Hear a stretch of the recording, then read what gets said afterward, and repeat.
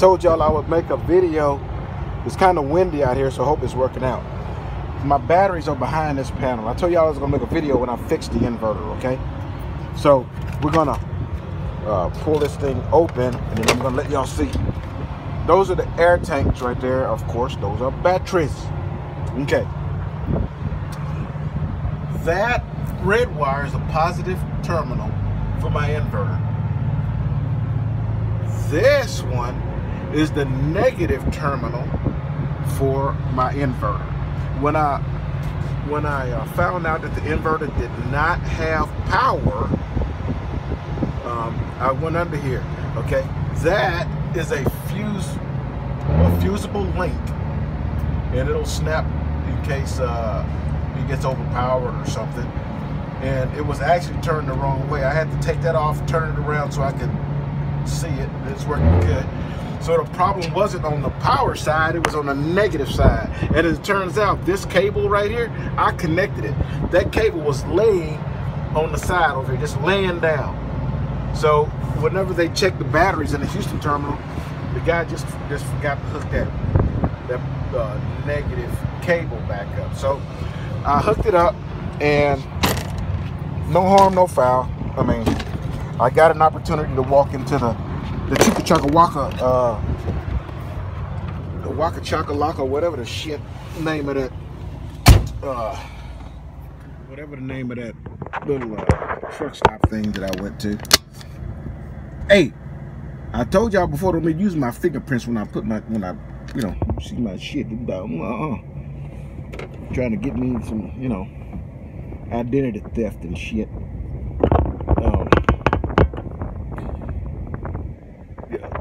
I went in there and got a little something to eat, you know, and they had some ghost chili sauce. Let me see if I got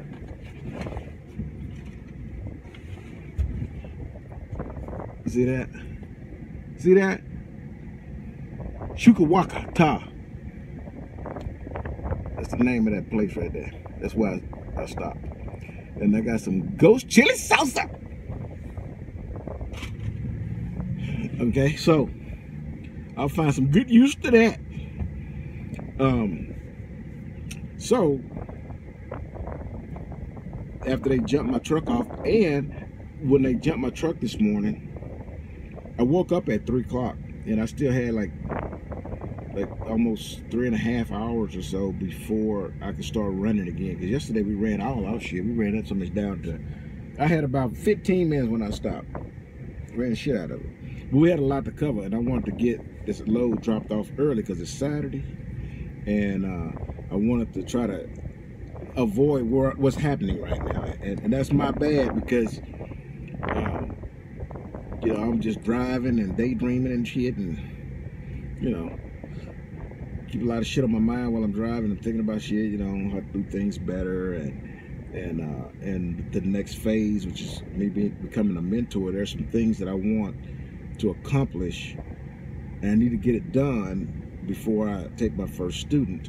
And you guys will get, you know, I fill you in on all that stuff. So I'm just kind of rambling through my head on how I'm gonna, you know, what all I want done, you know. And now that I stopped, I'm gonna jot. We had a little interruption there. Got a phone call, but I'm gonna jot down everything I want, make all the notes that I need to make, and y'all hear the truck running now. I'm gonna let it run for a little bit. So what we're gonna do now is get started on our gumbo. So I'm gonna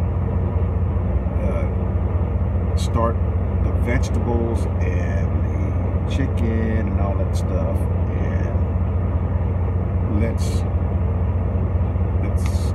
get going. Let's get some cooking going.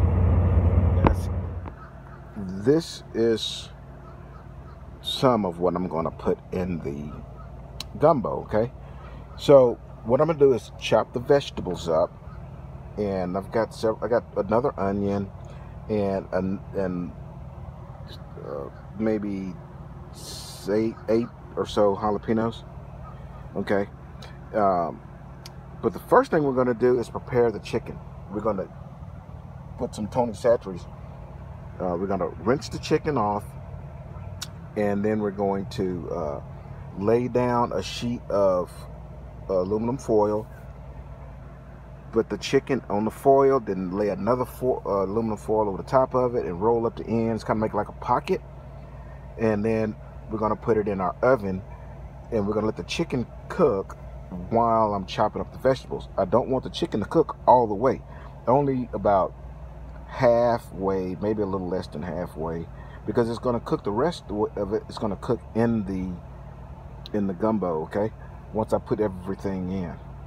Okay, so, and what do we have here? What I tell you guys, if you're not going to be clean and keep wiping while you're cooking on your truck, don't cook on the truck. If you can't be clean, don't cook on the truck.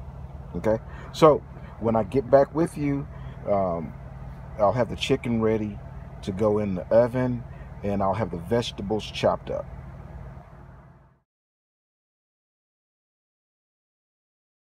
All right, we have our vegetables chopped up, the celery's chopped up, the onions are chopped up, the bell pepper's chopped up. There's 2 peppers, 1 whole onion, and we're going to start with this amount of vegetables first, and then I'll start adding more once I put it in the pot, so that I don't end up with too many vegetables. Okay, all right, that's our chicken. It's already seasoned, as you can tell. I'm going to flip the foil over and then seal up both ends, seal up all the corners, and that's going to make a pocket at that chicken. Then I'm going to put it in the oven, and I'm going to let it cook for about 30 minutes, which is going to get it about halfway. That's all I want, because the rest of it is going to be cooked in the roux. Okay, so I'm going to go ahead and put that on. Then when I get back with you, while that's in the oven, we're going to start getting the roux ready. Okay. And I have a bottled roux, so you'll see what I got. Here we go. Okay, the chicken is about, say, another 10 minutes, and it should be done. So we have 1 ring of sausage. I use garlic sausage when I do a gumbo. Those are, they look like shrimp, peeled, veins, and they are, the size of them is, as you can see, they're not the little bitty ones. That size, I think, is officially called big ass. And so when you go to the fish market, seafood market, and ask for shrimp, tell them you want the big ass shrimp, and those are the ones they're going to give you. Not count 1, count 2, count 3. These are count big ass, okay? Count big ass. That's what those are. I don't cut them up, and I put them in like that. And they're gonna shrink a little bit in the gumbo. You want a little bit of chicken bouillon. I'm gonna put probably in the size that we're gonna use, no more than 2. Okay, gives it a little bit more of a chicken flavor.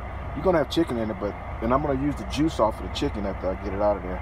But you still want to put some bouillon in there. Don't use chicken broth, because it adds too much water. It doesn't give you enough flavor. Okay, that's the rice I'm going to use. That's just Uncle Ben's 3-minute brand. Put it in the microwave, 3 minutes, and it's done. I mean, I'm not going to get a rice cooker and all that shit. It takes too much. I mean, we're on the truck, so we try to keep things as simple as possible. And this is the roux that I'm going to use. I've never tasted it. I don't know, but, you know, I'm going to give it a try. And I just didn't have enough time to, you know, find some specific brand of, you know, roux in a jar. At home we make our own roux, so that didn't have any to go off of. So I'm gonna try that, and then I'll just season it to taste. Okay, so what we're gonna do is the chicken will be done. When you get back, the water will be boiling, and the chicken, I'm going to put the chicken in the water, and I'm going to let the chicken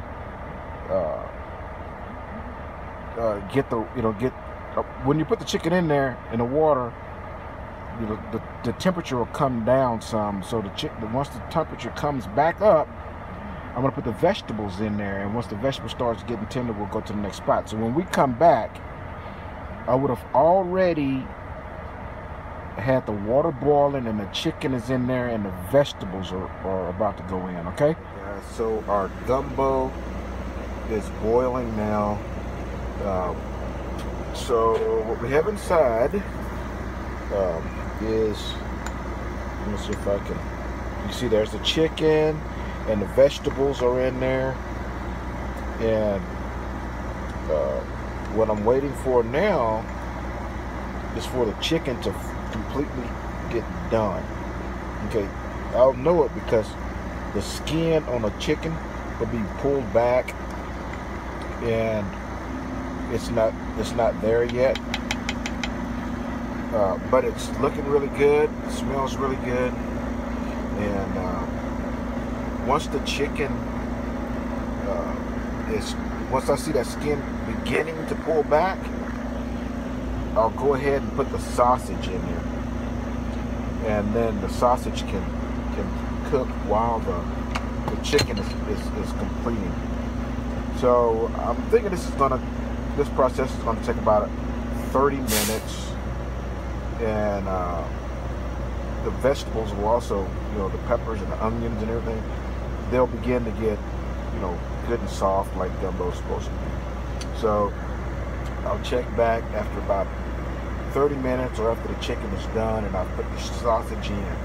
The shrimp is going to go in last, and I'm going to be kind of, as we can see, we're almost at the rim there, so we're going to have a full pot. This is a 6-quart Instapot, so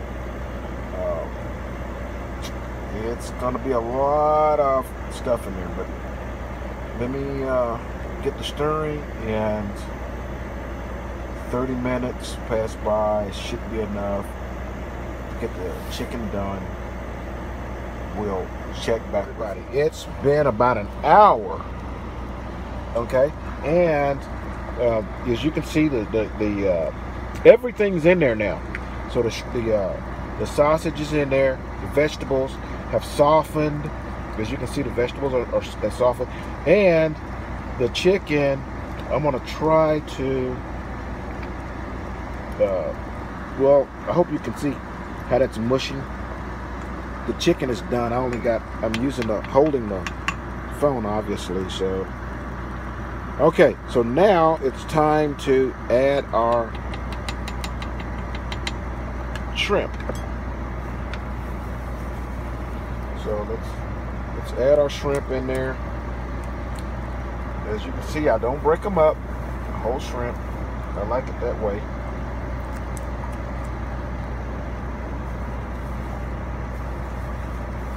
I was thinking that we were going to run out of room in this pot, but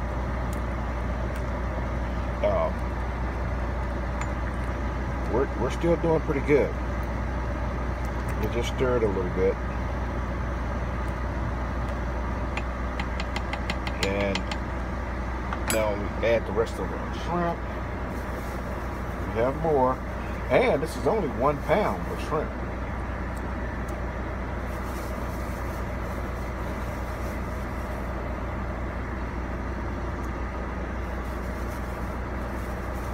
More, and then we're gonna continue to let it cook until the shrimp turns white, and the texture of them is right. Of course, once they start cooking, they'll discolor because they're in a roux, but as they're cooking and they begin to turn white, we'll know that they're good. Okay, so it needs to come back to a boil. I'm thinking this is going to take another 30 minutes. This whole cook is going to be about almost 3 hours. Okay, so yet another reason why, actually making a gumbo in your truck, it's not the easiest thing. But let's say you're on a 34. It would be good for a 34. It'll really be good if you're a teaming on the 34, and then y'all can have a really good reset. So let me go ahead and let this cook 30 minutes. I'll check the shrimp. They should be good because it's boiling already. So 30 minutes should be good. And if so, I'll get back with you and let you know where we're at. But if they're not, I'll let it cook some more and let you know how long the cook time was. Okay? Get back with you. All right, guys. It is finished. And I played my food. It all, you know, fancy and shit. But there's our gumbo. And we have chicken, shrimp, and sausage gumbo. Got some rice in there, as you can see. And some beer. And some crackers. And an appetite. Total cook time was about 3.5 to 4 hours total. So it's a mighty big meal. I mean, you know, cook time. And it is going to be awesome. Any other items that you want in your gumbo, like okra, that sort of stuff, you know, hey, you knock it out, throw it in there, you know. I don't particularly like okra in my gumbo, so that's why you don't see it there. And here's the other thing. All right, everybody, I hope the gumbo thing met your expectations. It's really good. I tasted it already. It's super awesome, and it's not hard to make. You just need those ingredients, and then you season it to taste and thoroughly enjoy. So just because you're on the truck doesn't mean you can't have your favorite meals. This one is it's enough shit in there to feed, you know, quite a few folks. So not one that I would suggest you cook on the truck unless you got, you know, some, you know, transporting some folk, you know what I'm talking about. Then you don't want to cook anything like this. Is just too much, you know. It's long cook time, and then you have a bunch of extra food. And I might see if I can find some folks out here at this truck stop here on Park and see if I can feed some homeless. Anyways, appreciate you watching. Boop.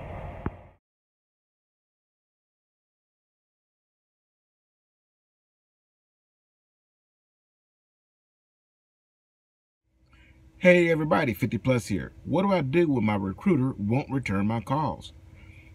They're lying to me. They don't have answers to the questions I'm asking. Problem is, once I get those questions, it's already too late. Industry standard. Once a recruiter has got you, they got you. You belong to them. At the end of this video, I'm going to give you my recruiter's information. Her name is Autumn, and if you're thinking about joining Swift, that's who I want you to contact. Give her a call. She's going to send you through the process.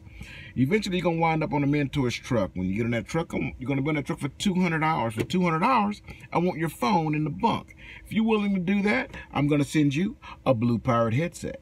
You need to let Autumn know 50 Plus sent you.